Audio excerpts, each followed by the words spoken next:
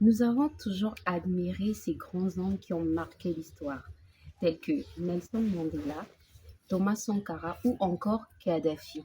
Et quelquefois, nous voulons accomplir de grandes choses comme ces personnes. Mais nous oublions aucune couronne n'est faite sans épines. Qu'on ne peut pas vouloir la gloire sans pourtant porter la croix. Mesdames, Messieurs, chers internautes, bonjour. Je suis Claudine Ngonimba, présentatrice de l'émission Le Cozy Time.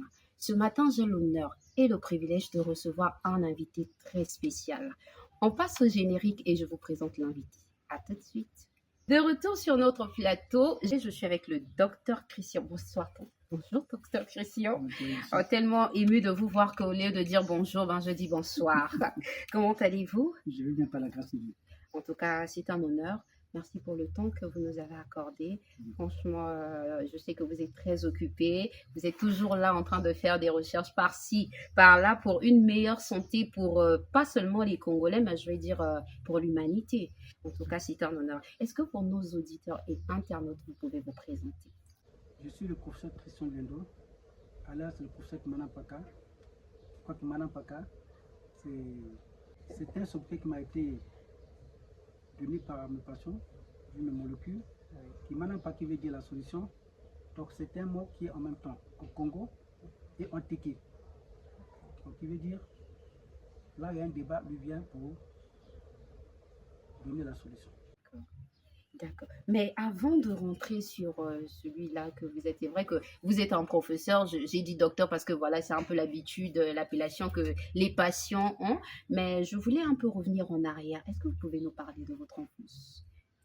Voilà, pendant mon enfance, à l'âge de 4 ans, ma maman m'a acheté une marmite parce qu'elle avait remarqué que j'avais toujours tendance de vouloir préparer. Okay. Parce que si vous vous souvenez de, comment on appelle ça, le quartier Jacopango, Oui. au-dessous, Oui. il y a comme un ravin. Oui, oui. Et dans ce ravin, il y a quelques étangs et une rivière qui court. Donc pendant mon enfance, ma maman avait des jardins là-bas. Elle avait une partie des jardins là-bas et vers la ferme mini. Et donc souvent, quand elle partait faire ses jardins, elle ne manquait pas de m'emmener quelques poissons. Comme elle était maraîchère, tous les jours, elle devait apporter des légumes. Et mon père, c'était également un chercheur. Et lui, il aimait toujours avoir des légumes dans son assiette.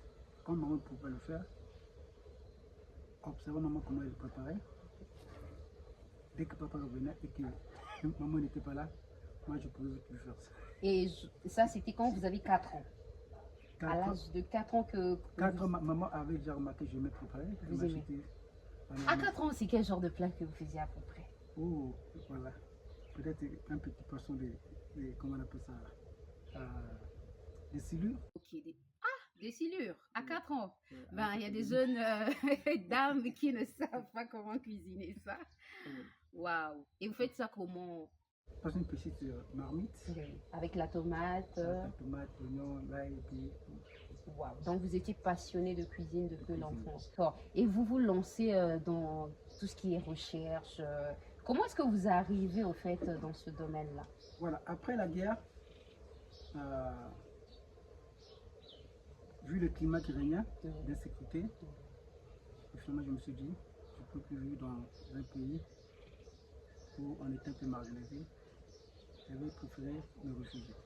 Et c'est comme ça, déjà dans la période de la guerre, je m'étais lancé dans la vente de produits pharmaceutiques ambulants. Et cela m'avait permis, à moins de 21 ans, quelque chose comme ça, d'avoir un pouvoir d'achat. Et quand la guerre finit, j'avais déjà un petit pouvoir d'achat qui me permettait, puisque depuis l'école primaire, j'aspirais toujours faire de l'aventure. C'est tout. Et c'est comme ça, après la guerre, vu le climat qui régnait après la guerre, je me suis dit, il faut que je vois pour aller continuer mes études ailleurs. Donc, vous aviez l'esprit de Christophe Colomb.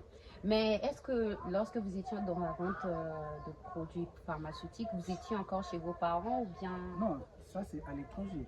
Ah là, vous êtes à l'étranger. Oui. À l'étranger, dans quel pays vous faites Je suis d'abord parti en Namibie, et quand j'ai trouvé que ça ne pouvait plus marcher, c'est comme ça que je prolonge jusqu'en Afrique du Sud. Et quand ma femme me rejoint, après juste le mariage, c'est là on fait la découverte. Tout ça, du cancer. c'est à 21 ans d'avoir la partie. Non, non. Ah là, vous avez déjà grandi. Ok, Ouais, d'accord. Parce que. dans le parcours. Ok, d'accord. C'est dans le parcours. J'ai cru que c'était à 21 ans, Non. sinon vraiment. Ok, donc votre femme vous rejoint en Afrique du Sud. Ouais. D'accord. Il y a le mariage. Ensuite. Et après, pendant qu'elle était en gestation, de 3 mois, on découvre le cancer du sein. Le cancer du sein. À l'époque, je travaillais dans l'hôpital 5 étoiles. Et c'est comme ça que, vu son état, je veux plus avoir cette inspiration de faire un peu plus de recherche pour essayer un peu de l'aider parce que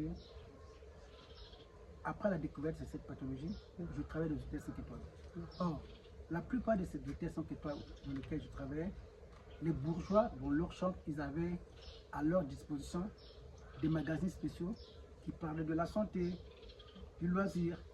Et c'était des magazines qui étaient quand même coûteux, il faut quand même le reconnaître. Donc, après une petite période, ces magazines ont été jetés dans le poubelle. Et moi, j'avais la possibilité de ramasser ces magazines-là, de lire et de m'acquérir la connaissance. Et c'est comme ça que mon côté émotionnel a commencé à s'accroître. D'ailleurs, mon père était d'abord chercheur au microscopie. Si vous connaissez l'actuelle clinique de Oyolo, avant c'était la clinique des agents de la mairie centrale. C'est mon père qui était le laboratoire principal. Il est toujours parmi nous? Non, non, il n'est plus. Okay, mais vous savez qu'il y a des dons qui vont de père en fils. C'est comme ça, c'est inné. Donc, vous ne soyez pas surpris qu'aujourd'hui, vous avez un enfant qui fait la même chose que votre maman, votre arrière-grand-père, votre oncle. Est-ce qu'il y a aussi une alimentation qui joue à la cause des hémorroïdes? Voilà, il faut reconnaître d'abord une chose, c'est que les hémorroïdes sont dus à un déséquilibre alimentaire. Comme j'ai toujours l'habitude de le dire, montrez-moi ce que vous mangez et je vous dirai de quelle maladie vous souffrez. Parce qu'il y a des aliments appropriés qu'il faut consommer le matin au petit déjeuner, à midi pendant le déjeuner et le soir pendant le dîner. Plus qu'on avance en âge, plus que les cellules corporelles vieillissent, dont on est censé systématiquement rajeunir par une bonne alimentation saine et équilibrée. Alors que le pain avec la farine blanche a un taux glycémique très élevé. Et plus que vous allez en manger, automatiquement, vous avez non seulement les hémorroïdes que vous allez développer, parce que ça, après ça va vous constiper, et d'un côté, vous avez le taux de sucre qui augmente. Professeur, cette motivation-là, parce que on sait que vous en avez vu des vertes et des pas mûres pour accomplir ça. C'était quoi la véritable motivation de Kimanapaka? Voilà, après le décès de ma femme, quelques mois plus tard, j'invente une molécule Kimanapaka, cancer et prostate. Vous savez que les maladies comme le cancer c'est juste un mot. Oui. Donc, il y a des pathologies comme la prostate, vous avez les hépatites, ça peut être un problème au niveau du côlon. Et quand je parle du côlon, une autre information que beaucoup de gens n'ont pas. Parce que, vous savez, dans notre communauté congolaise, quand quelqu'un vous parle des hémorroïdes, il croit que c'est juste une petite pathologie. Les conséquences, je m'excuse si je repars là-dessus. Oui, bien sûr, on va souligner ça. En tout cas, aujourd'hui, c'est biologie. Asseyez-vous, prenez des blocs-notes, vous faites cours de biologie. Les hémorroïdes, dus à un déséquilibre alimentaire qui vous empêche à bien faire vos selles, finalement, plus que ça va persister, ça va vous provoquer le cancer du côlon. Non, avant le cancer du côlon, vous avez d'abord la colopathie. Donc vous êtes là. 3, 4, 5 jours, vous ne faites pas les selles. Et finalement, c'est un cancer que vous allez développer. Parce que la nuque qui est un instrument qui est censé être élastique, quand vous partez aux toilettes, vous n'aurez plus la possibilité de se lâcher. Et finalement, votre ventre deviendra une fosse septique alors que vous mangez tous les jours. Normalement, quand nous mangeons tous les jours, nous sommes censés, après notre bonne digestion, d'évacuer. Oui. Et c'est comme ça qu'on peut avoir une très bonne digestion. Mais si vous n'avez pas une bonne digestion, ça veut dire que même au niveau de votre haleine, vous avez une mauvaise haleine. Parce que tous ces déchets qui sont censés être évacués, accumulés dans votre organisme, que ce sont des gaz qui remontent Donc, vers la bouche. la bouche. Et après, ça vous donne une mauvaise haleine. Vous êtes assis là, les gens peuvent supporter. Il y a beaucoup de choses. Avec beaucoup de conséquences néfastes. Pour les hommes, tout comme pour les femmes.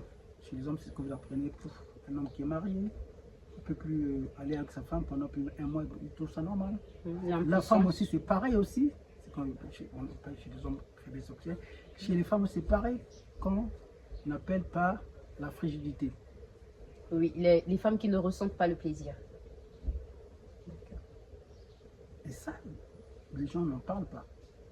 Et dès que vous êtes déjà sur cette phase-là, ça veut dire que vous êtes vers la phase Au cancer du côlon. Moi, j'ai déjà eu une patiente qui s'est avocate, qu'on m'a mené ici, hospitalisée, à qui on a déplacé l'intestin jusqu'à créer une poche ici. Oui.